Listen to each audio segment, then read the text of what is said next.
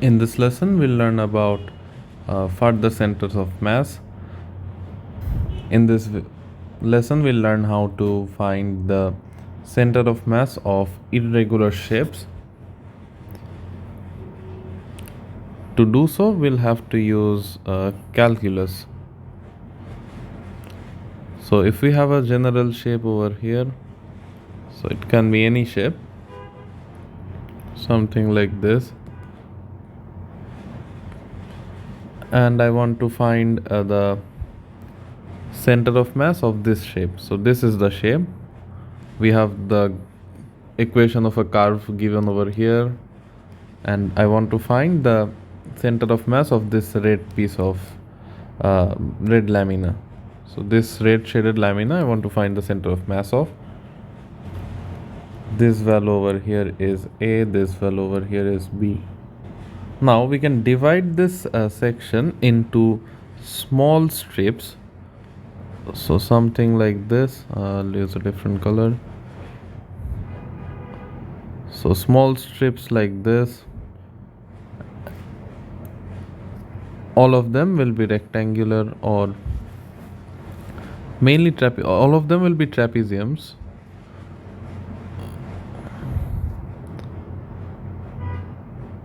And if I add the center of mass of all of them, I can consider them to be almost rectangular. I know the center of mass of a rectangle is in the middle of it. So if I add the center of mass of each of the rectangle, I'll get a combined center of mass, which is the center of mass for the whole object over here. So for any particular strip over here, I'll just draw it. So this is the strip I'm considering now. The size of this strip will be very small. We'll call this dx. Dx basically means a small change in x. Up to this point over here.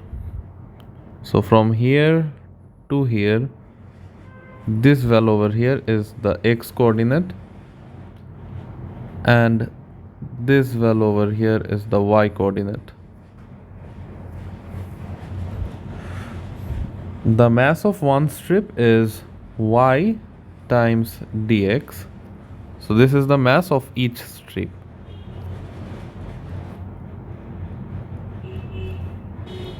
And if I know the density, or I can just consider it to be a rho, so I'll say density equals to rho.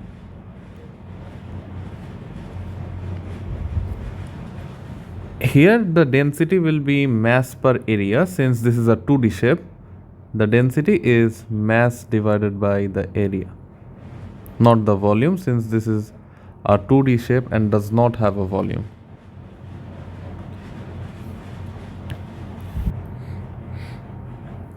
Now since this is a rectangle, I can find the center of mass of this strip. So center of mass of the strip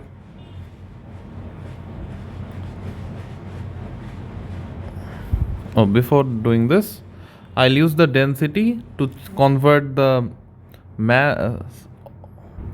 This is the area basically. This is the area of each strip. This will be proportional to the mass. So if I multiply the density with this, it will be the mass. Since we know that the mass is density times the area. The area is the area of a rectangle, so dx times y, or y times dx. And if I multiply the density with it, we get the mass of each strip. Now coming on to the center of mass of each strip. So the center of mass of the strip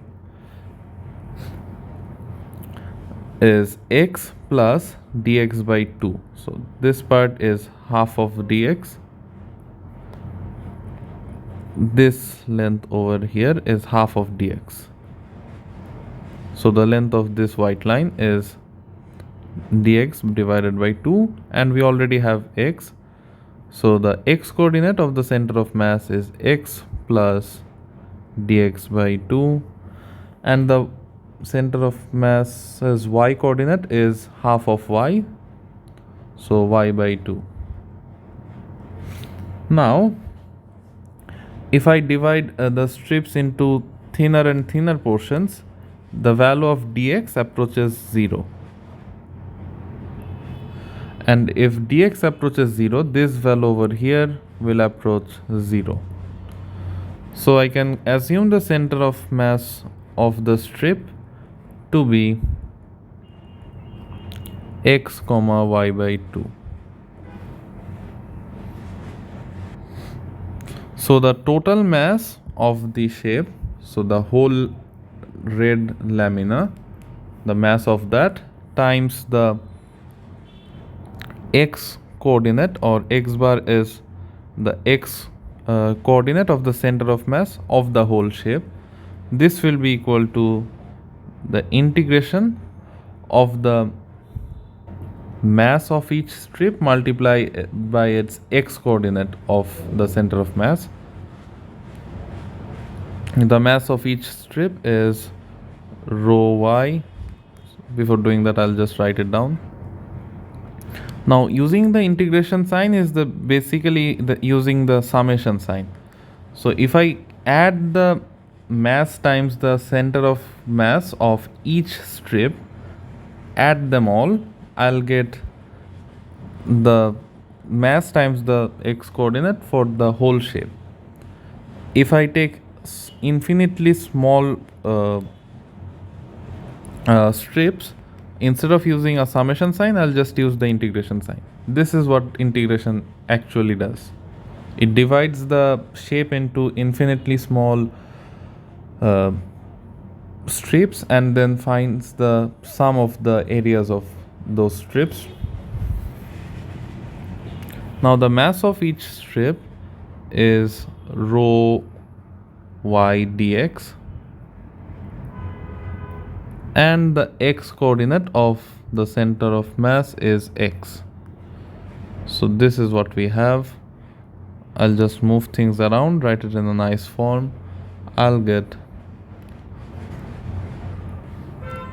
m times x bar is equal to rho xy dx, or rho yx dx. This is for the x coordinate. For the y coordinate, I'll have the same thing. So we have the mass of strip times the y coordinate of the center of mass. The mass of each strip is rho y, and the y coordinate of the center of we have a dx over here as well, and the center of mass of the y coordinate of the center of mass is y by 2. So we have this. If I rearrange this and write it nicer, I'll get rho y square by 2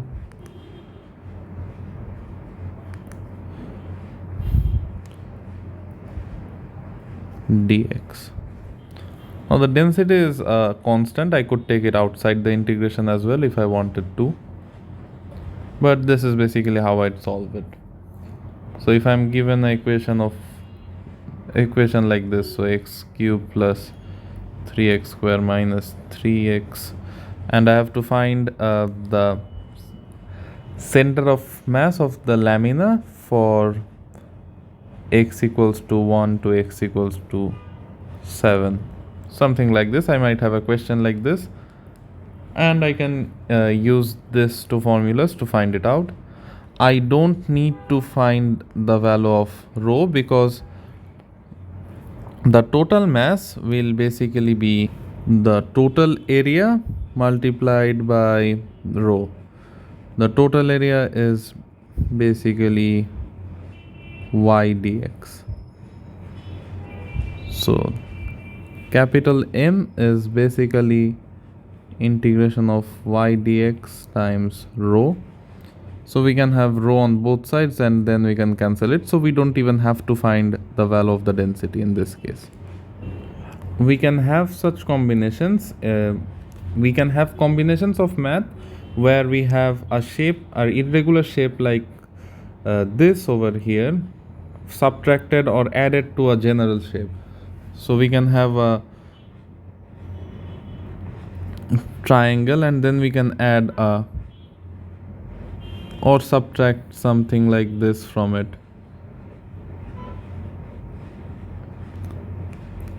Something like this. So we remove that this shape from the triangle, then we'll be left with a shape like this, and we have to find the center of mass of this. We can have a question like this.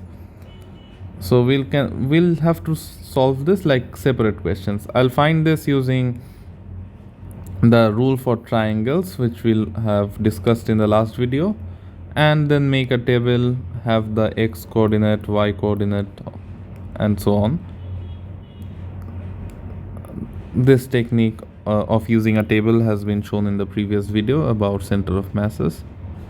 So from here we'll move on. We can use this equation to show the center of mass of a semicircle as well, which would come out to be 4r by 3 pi. If you want, you can show it using this. So for that case, for semicircles, we have this curve over here.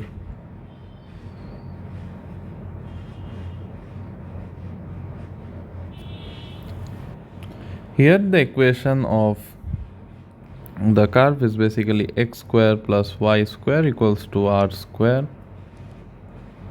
The total mass is the density times, since we know the area of a semicircle, we can just use the formula for it, which is half pi r square. The area of strip, so S area, S stands for strip, I'll just write it down. Area of each strip, here the strips will be like this. They won't really be rectangles. But if they're small enough, we can consider them to be rectangles. But when we are drawing it on a diagram, we'll try to draw the strip a bit wider so that we can work with it. This value over here is the value of y. This is the value of x.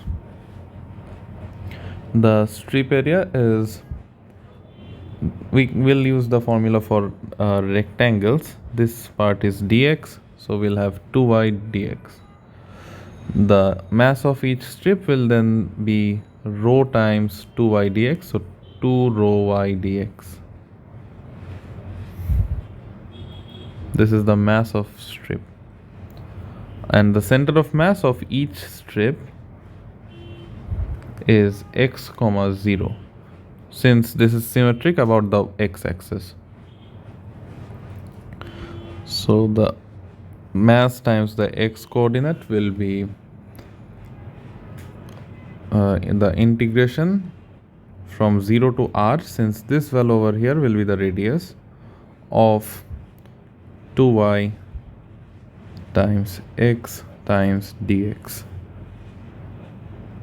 And we'll have the density outside here, because we basically had the integration of this value. We can put the integration the density outside, since this is a constant. We'll have 2y dx. We'll take y the subject from here, so y square is r square minus x square. Y will be root over r square minus x square. And we'll also have to multiply x to it, since we are finding the center of mass of the x coordinate. We are basically using this formula over here. The mass of each strip multiplied by the x coordinate. 2y dx is the mass of each strip, and x is the center of mass of the x coordinate. We can take the 2 outside as well, because 2 is a constant. Inside here I'll have x times y dx. We know the value of y is root over r square minus x square, and I also know the value of m, which is rho times half pi r square. On this side we have 2 rho times the integration of 0 to r of x times r square minus x square dx. We can cancel the rows on both sides. On the left we'll have half pi r square, on the right we have 2 times the integration. I can multiply 2 on both sides, I'll be left with 4 here and pi r square only on the left. In this case we can use the substitution shortcut. We'll use the integration of f prime x times f of x to the power n dx. This thing is basically the same as f of x to the power n plus 1 divided by n plus 1 plus c. So if I integrate this term, I get this. This relates to the reverse chain rule that is in the syllabus for P3 in Edexcel curriculum.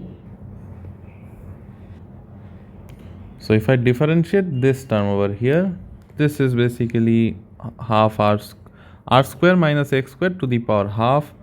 If I differentiate this thing over here, I'll be left with minus 2x.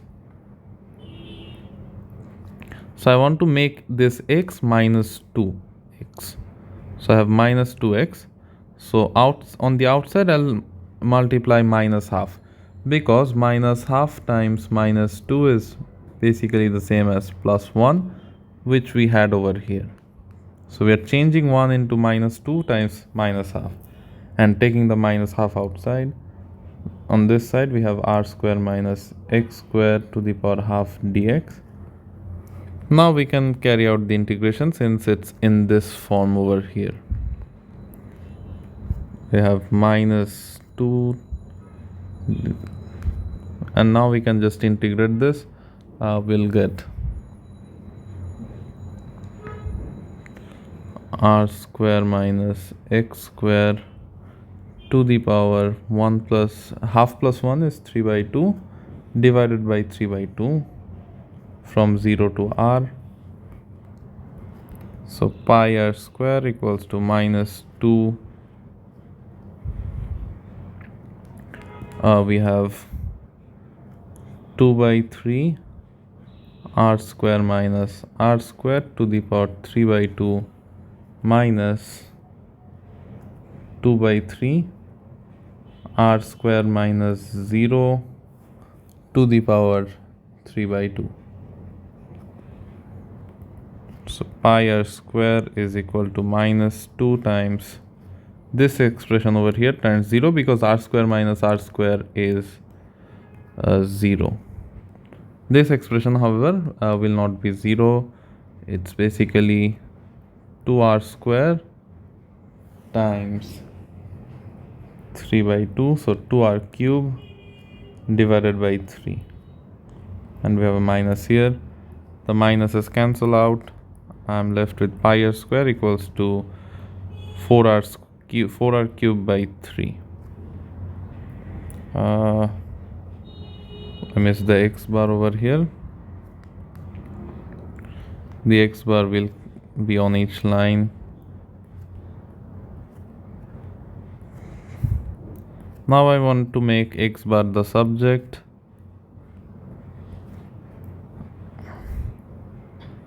On the top we have 4r cube by 3, on the bottom we have pi r square. So x bar is 4r cube by 3 multiplied by 1 by pi r square.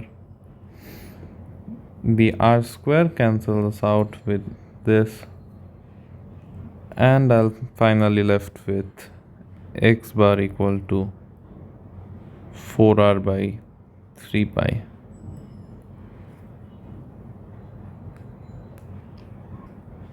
We can do other shapes like this as well, but there is a slight difference when we do for sectors. So when we do this for sectors, we have to change the way we approach it a little. In case of sectors, instead of taking strips along the x and y axis, we'll take it along the angle with respect to the angle over here. So here, instead of taking strips like this, we'll take strips from here. So we'll take strips like this. This is angle theta. This over here, the blue angle is d theta. D theta will be a very small angle. In the diagram, it looks big because I drew it big to show my working over here. But actually, this angle is very small as it can get. So something like this actually. The blue thing should have actually been something like this. Very small.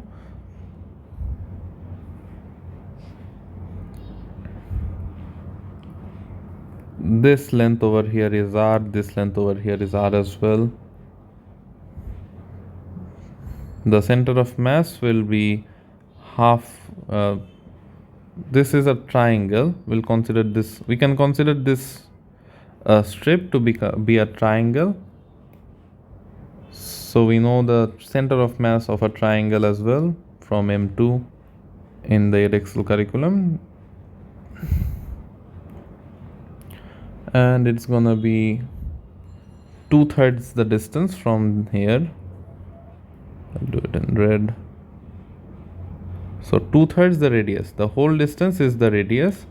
It will be 2/3 the radius because it's basically 0 plus R divided by 3.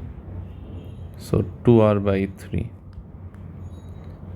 This value over here is 2R by 3. That is the value of x. In this case, the equation of this line over here is x equal to, well, we don't need that. I just need to find the value of this x. The value of x is 2 by 3 r. This is the hypotenuse. I want to find the base or adjacent over here. So I'll have cos, the cos component, since I'm trying to take the adjacent over here while this is the hypotenuse. The red one is the hypotenuse and this is the adjacent over here. So if I want to do that, I'll have to use cos theta plus d theta by 2, since this angle over here is theta plus half of d theta. So theta plus d theta by 2. However, d theta is approaching 0, so this approaches 0. So basically x is equal to 2 by 3r cos theta. Now the mass of each strip is gonna be the formula. We have to use the formula for the area of a triangle. We'll use half times side 1 times side 2 times sine theta. Since we don't know if it's a right angle triangle. However, we know that the value of theta, sorry, this is d theta, sine d theta, this angle over here, because this is the angle between the two r's. So d theta is a very small angle. So d theta is very small, and we know that when the angles are small and we take it in radians, d theta or sine d theta is approximately equal to d theta in radians. We have to use radians in this case. If it's in degrees, this does not work. So we can consider the area of each strip to be half r square d theta. The mass of each strip will then be rho times half times r square d theta, and the center of mass of each strip will be 2 by 3 r cos theta comma y. If I want to find, since this is symmetric about the x-axis, the y coordinate of the center of mass will be 0. I just need to find the x coordinate. This will go from the angle alpha. So on the bottom we'll have minus alpha, and on the top we'll have plus alpha. Rotating clockwise we get negative angles, rotating anti-clockwise we get positive angles. So since the magnitude will be the same, so minus alpha to plus alpha of the mass of each strip, which is rho times half r squared d theta, multiplied by the x coordinate of each strip center of mass, so 2 by 3 r cos theta. So we'll get mx bar to be the integration of minus alpha to alpha. We can take the constants out. We'll be left with 2 rho divided by 6, so rho by 3. In this case, the radius is also a constant, so I can take this out as well. So I'll have r cube rho by 3. Inside the bracket, we'll only have cos theta d theta.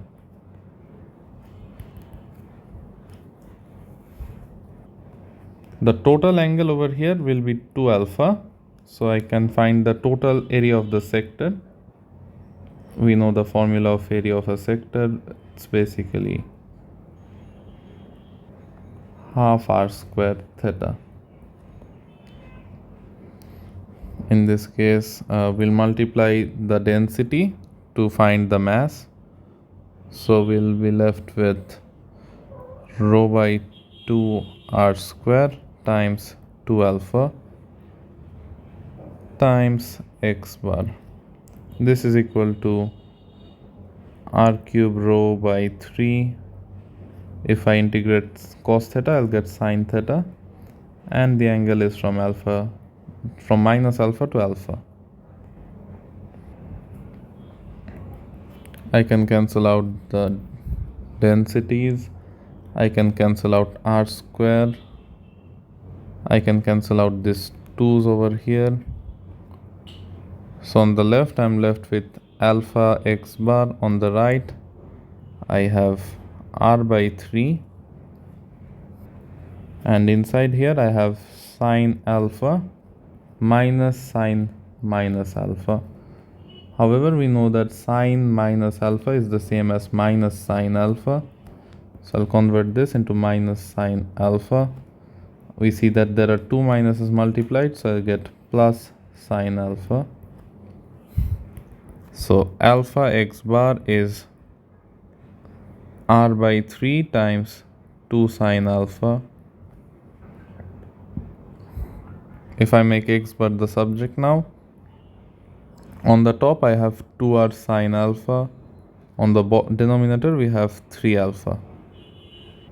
And we must use alpha in radians over here.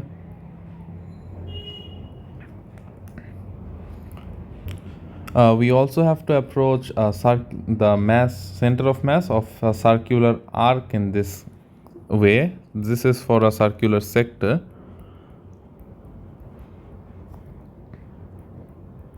For circular arc, instead of using the formula for the area of a sector, we'll have to use the area of a arc length, which is just r theta.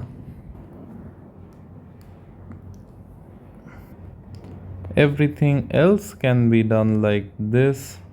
Circular sectors and circular arcs are the only exceptions where we work with the angles instead of the x and y coordinates. We might have to remember some common shapes here as well. We'll have to do with spheres and cylinders in 3 dimensions. For both of them, the center of mass will be at their center. It would be pretty obvious.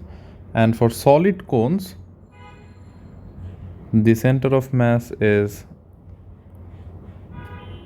If this is the height h, if this is the height h, the center of mass is 1/4 that from the base, so h by 4 from the base of the cone. And if the cone is hollow, so if it's not filled, we can just consider it as a triangular lamina. We don't have to think of it as a 3D object then. When we are measuring the or calculating the center of mass and its distance from the base, if it's solid, it's h by 4 away. If it's hollow, we'll just consider it to be a triangular lamina. And then we have hemispheres. If the hemisphere is solid, the radius is r. If the radius is r, the center of mass is 3r by 8 away from the base. This is where the center of mass is if it's a solid hemisphere. And if it's a hollow hemisphere, it's half the radius away from the base. So, same shape, but it's hollow right now. Its center of mass is half the radius away from the base.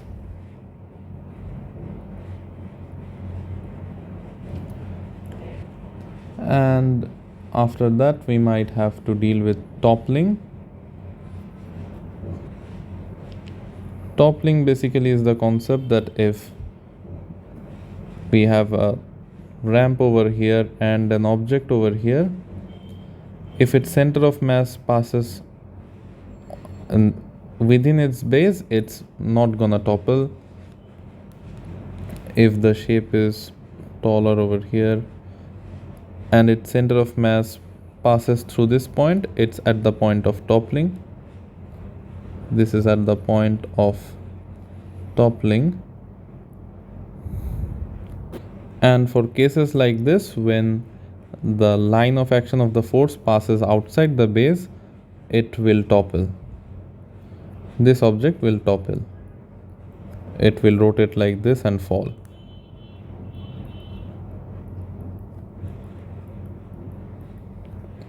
So we might have to use this concept to find out if an object is at equilibrium or not, by finding that if it's gonna topple or not. And that's it for this video. This covers everything that you'd need.